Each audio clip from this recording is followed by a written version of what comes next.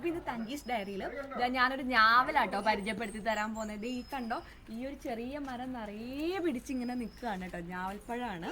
ഇതിനകത്ത് ഇതാണ്ട് ഈ നല്ല ബ്രൗൺ കളർ ആയിട്ടുണ്ടല്ലോ, കണ്ടോ. ഇത് ബ്രൗൺ അല്ല, സോറി, ഒരു പർപ്പിൾ, ഡാർക്ക് പർപ്പിൾ വരും കേട്ടോ. ഇതാണ്ട് ഈ ഒരു കായാണ് നമുക്ക് കഴിക്കാൻ പറ്റും. ഇങ്ങനെ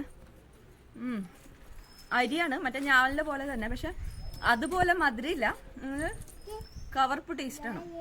പക്ഷെ കൊള്ളാം.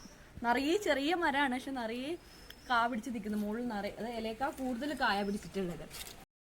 ഇതൊരു ഗ്രാഫ്റ്റ് ചെയ്തിട്ടുള്ള ഒരു വെറൈറ്റി, ഒരു ടൈപ്പ് ഞാവലാണ് കേട്ടോ.